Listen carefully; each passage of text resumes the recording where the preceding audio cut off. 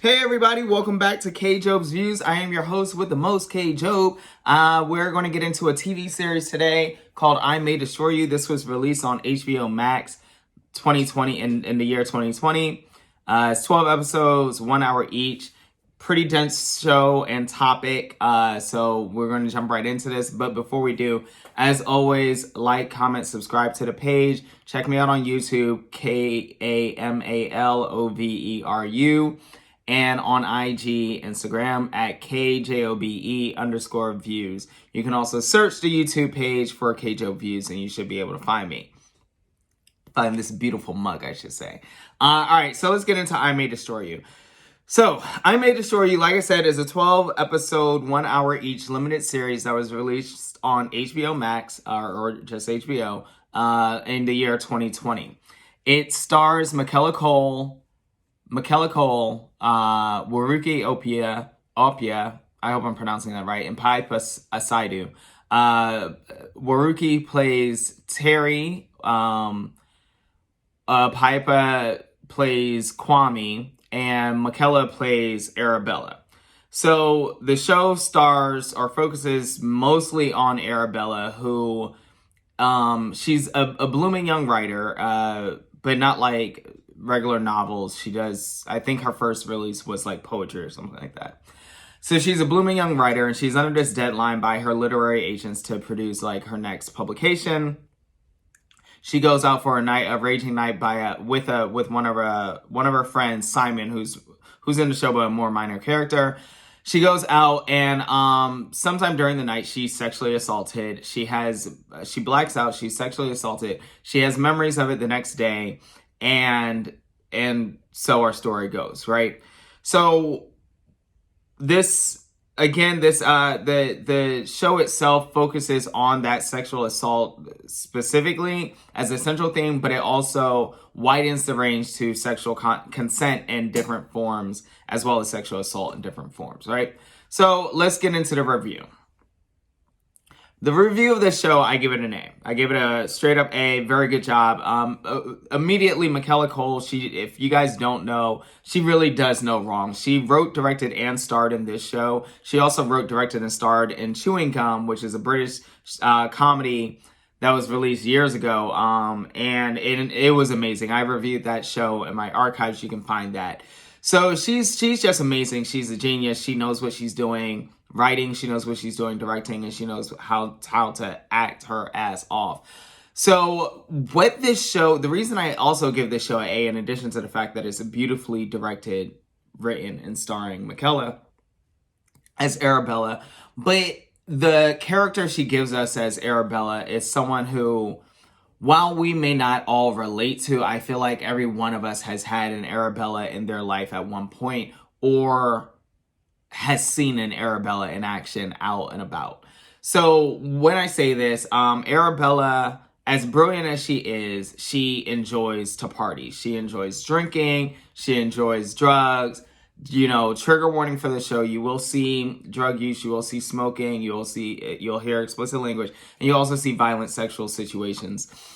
So she lives this kind of life, and she's falls victim to sexual assault, right? And, you know, we don't victim blame, we don't victim shame, but the show does a very good job at, while remaining as lighthearted as you can be about a serious topic, approaching this very serious topic of sexual assault and sexual consent in a relatable but serious way. It's uncomfortable in the sense that every character, or at least in our three main characters, Terry, Arabella, and Kwame, each one of them at some point is confronted with their own culpability in sexual consent or assault, whether they were the victim or the perpetrator.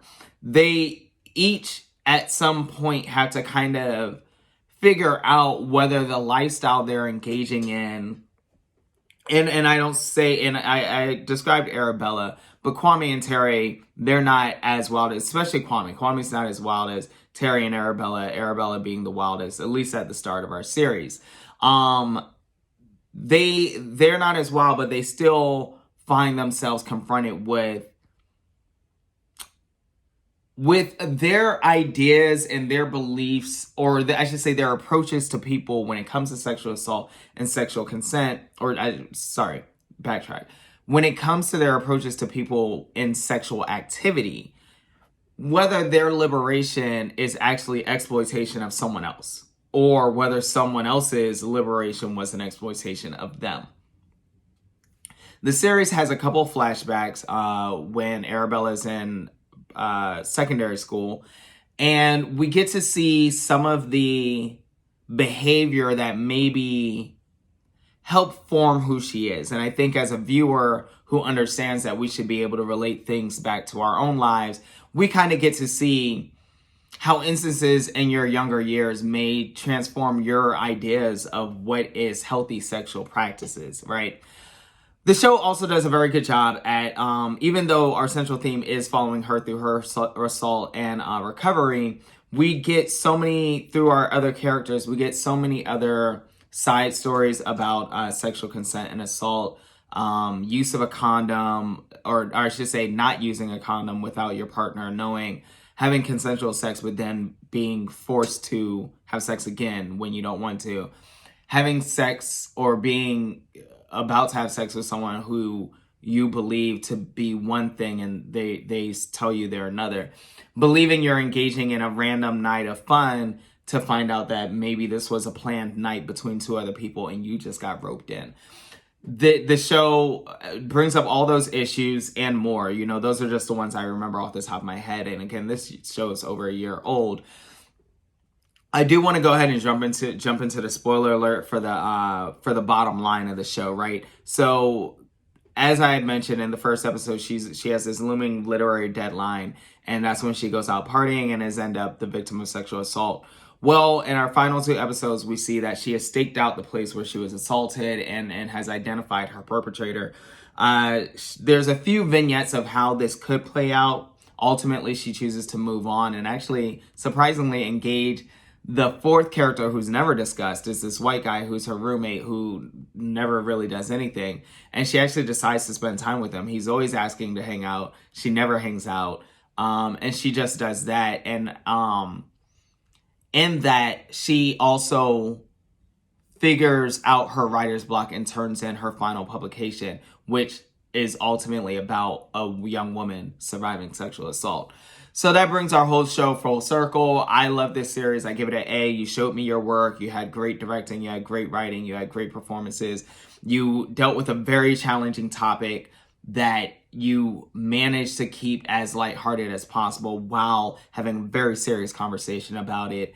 All around good job. I enjoyed the show. I hope you guys do too. If you have not already checked it out, check it out. Again, like, comment, subscribe. Thank you all for joining me, and I'll catch you on the next flick.